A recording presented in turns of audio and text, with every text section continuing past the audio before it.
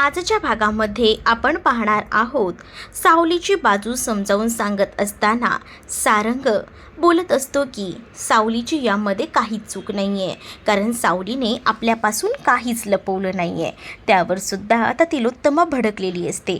तिलोत्तमा सारंगला सांगत असते की नाही, मला तू काही सांगून तिला आता पाठीशी घालू नकोस. आणि त्याच वेळेला आता या सगळ्या गोष्टी सांगितल्यानंतर सारंग या आधीची गोष्ट सांगतो, जेव्हा त्याला सावली गाणं गाते हे सत्य कळलेलं होतं. हे सत्य आता कळून चुकलेलं असतं आणि तो आता याबद्दल सगळं काही बोलत असतो. पहिला सावली एकदा विठ्ठलाच्या मंदिरामध्ये गाणं गात होती आणि सारंगने आडून लपून हे सगळं काही पाहिलेलं होतं. आणि त्याच वेळेला सावलीच्या बोलण्यातनं सुद्धा सारंगला बराच वेळेला कळलेलं होतं. जेव्हा ती बोलायची की मला रियाजाला जायचं आहे, मग त्यावेळेला सारंग तिला शब्दातही पकडायचा आणि तेव्हाही ती त्याला म्हणत असायची. आणि आता या सगळ्या गोष्टी सारंगला आठवतात आणि सारंग त्याबद्दल सगळं काही तिलोत्तमाला सांगत असतो. ज्या वेळेला सावलीचं गाणं पूर्ण गाऊन संपलेलं होतं त्यावेळेला मात्र आता या सगळ्या गोष्टी सावली जेव्हा बघते तेव्हा तिला सारंग दिसतो आणि सारंगकडे ती आता धावत धावत जाते आणि त्यावेळेला सारंगला तिने मिठी मारलेली असते. पण तेव्हा तिला हे माहीत नसतं की सारंगने तिचा आवाज ऐकलेला आहे ते. आणि त्यामुळेच ना आता या सगळ्या गोष्टी जेव्हा सारंग सांगू लागतो तेव्हा तीही चकित पडलेली असते. तर दुसरीकडे मात्र आता तारा जी आहे ती आपलं म्हणणं मांडत असते. पण त्याच वेळेला ताराला माहिती असतं की ती याआधी या सगळ्यांना किती सफर करून गेली होती. आणि त्याच वेळेला आता जो सोहम होता त्याने सुद्धा आता भैरवीवर आरोप केलेले असतात आणि तो भैरवीला सरळ म्हणतो की हे सगळं काही तुमच्यामुळे झालेलं आहे. पण भैरवी आता तिचं डोकं ऑलरेडी सटकलेलं असतं, कारण तिची नाहक बदनामी झालेली असते. पण या सगळ्याला जबाबदारही तीच असते. या सगळ्या गोष्टी तिच्या लवकर डोक्यात शिरत नसतात. पण आता मात्र ती बोलत असते आणि ती म्हणत असते की आता खूप झालं, मला नाही सहन होत आहेत या गोष्टी. मी ना या व्यक्तीला सोडणार नाही आहे ज्यांनी माझी बदनामी केली आहे. म्हणजे जवळजवळ ती आता सारंगबद्दलच बोलत असते. आणि सारंगबद्दल बोलत असतानाच आता मात्र मी सांगत असते की या सगळ्याच्या मागे ना सारंग नाही आहे. मला माहिती आहे या सगळ्याच्या मागे दुसराच व्यक्ती आहे आणि तो जगन्नाथ आहे. या सगळ्या गोष्टी तर मी शोधून काढणारच आहे असं देखील आता म्हटलं जातं. पण तुम्ही जे काही करताय ना ते लक्षात ठेवा. यासुद्धा गोष्टी लक्षात घ्या की तुमची कधीतरी ना बदनामीही होणारच होती आणि ती आत्ता तुमची झालेली आहे. ही गोष्ट लक्षात ठेवा असं देखील आत्ता बोललं जातं. सोहम जाम भडकलेला असतो, कारण सोहमला माहिती आहे ना की त्याने आतापर्यंत काय काय केले ते. आणि तारा ही बिचारी, तिलासुद्धा तिचं लाईफ आहेच की आणि तिलासुद्धा ते जगायचं आहे आणि म्हणूनच तो तिची बाजू घेऊन त्याचं मत जे आहे ते मांडत असतो. पण या सगळ्या गोष्टी आहेत ना त्या भैरवीला आवडत नसतात. भैरवी म्हणत असते की इथे माझं सगळं आयुष्य उद्ध्वस्त झालं आहे आणि तू काय बोलतोय सोहम. मग आता सोहम म्हणतो की तुम्ही जे काही केलं आहे ना माझ्या वहिनीसोबत, म्हणजेच सावली बहिणीसोबत, ते चुकीचं आहे आणि त्याचा मोबदलासुद्धा तुम्हाला देण्यात आलेला आहे. तुम्हाला ह्या सगळ्याचे सारंगदादाने पैसेही दिलेत आणि तुमच्यावर ते पैसे फेकूनही मारलेले आहेत. त्यामुळे हे पैसे घ्या आणि तोंड बंद करा असं देखील सोहम म्हणतो. पण भैरवी आता शांत बसणाऱ्यातली नसते. ती सरळ बोलते की नाही, माझा किती अपमान झाला आहे आणि मी किती सगळं काही सहन केलं आहे ना हे मी तुला सांगू शकत नाही. आणि त्याच वेळेला आता जेव्हा या सगळ्या गोष्टी सांगितल्या जातात तेव्हा मात्र आता तिला हे सगळं काही सहन होत नसतं.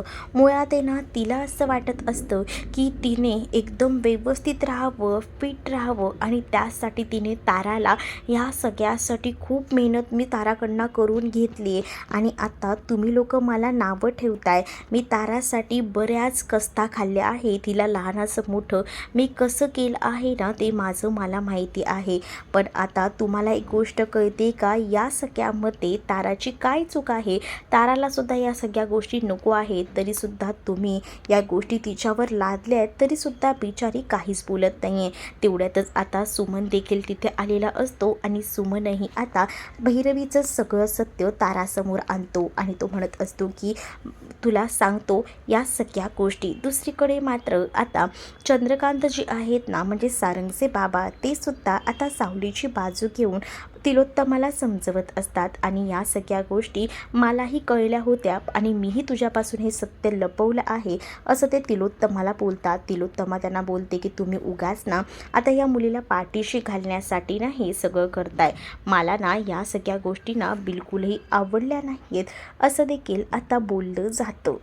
दुसरीकडे मात्र आता सुमन जे आहे ते सुद्धा आता आपलं म्हणणं मांडत असतात आणि ते आता ताराला सांगत असतात की तारा, तुला माझ्यापासून बरेच वर्ष झाले लांब राहायला लागलं, पण त्याचंसुद्धा एक निमित्त आहे, ती म्हणजे तुझी आई.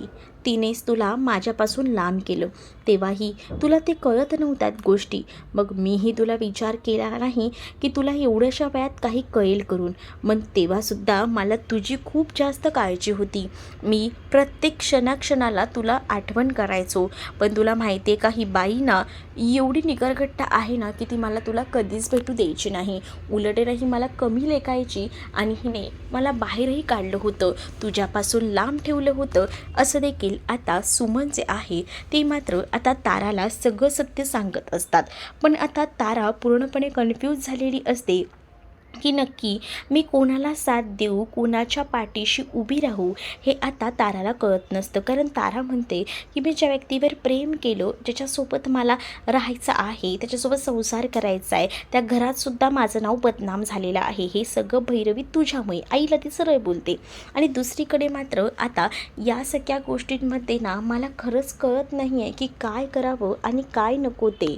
असं देखील ताराचं म्हणणं असतं. आता भैरवीला कळतं की आपली मुलगी आपल्यापासून लांब जाणार आहे, म्हणूनच ती आता खूप जास्त रागराग करू लागते. खरं तर ना समोर उभ्या असलेल्या तिच्या नवऱ्याची म्हणजे सुमनची सुद्धा ती कॉलर धरत असते, पण त्यावेळेला तारामध्ये पडते आणि हे सगळं थांबवते आणि म्हणत असते की बस झालं, आता पुरे झालं, मला ना तुमच्याकडनं ही अपेक्षा नाही आहे, प्लीज. मी ह्या आधीसुद्धा ना प्रेम मिळवण्यासाठी काही ना काही केले, पण मला ना कधीच माझ्या आईवडिलांचं प्रेम हे असं मिळालं नाही आहे आणि आताही मी लग्न केलं आहे तरी माझ्या प्रेमासाठी आता मला आसुसलेली आहे, कारण मला त्या घरात आता किंमत मिळणार नाही आहे हे सुद्धा आता बरोबर ताराला माहिती असतं.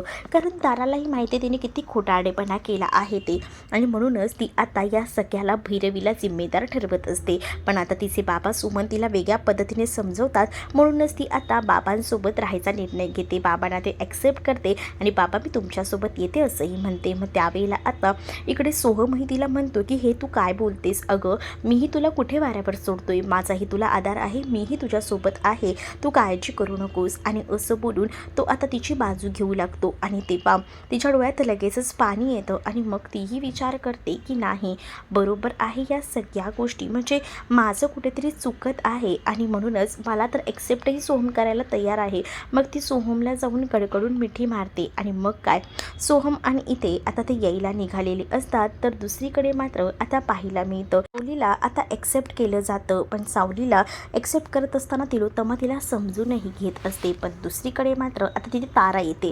ताराला आता तिलोत्तमा नजरेसमोरही उभं करत नसते, कारण तिला माहिती आहे की या सगळ्या गोष्टी कोणामुळे झाल्या आहेत आणि कशा त्या. म्हणूनच ती तिलोत्तमा जी आहे ती सोहमच्या मागे लपणाऱ्या ताराचा अपमान करते आणि तू खोटारडी आहेस आणि तुला आता या घरात बिलकुलही जागा नाही असं देखील तिला तुच्छतेने वागवून बोलत असते. त्यावर तारा खूप जास्त नाराज होते, पण सोहमला आता तिलोत्तमात खडसावून सांगते की या खोटारड्या मुलीला माझ्या घरात बिलकुलही जागा नाही, हीच तिला माझ्याकडून शिक्षा आहे असं देखील बोलल्यानंतर सोहमला आता टेन्शन येतं.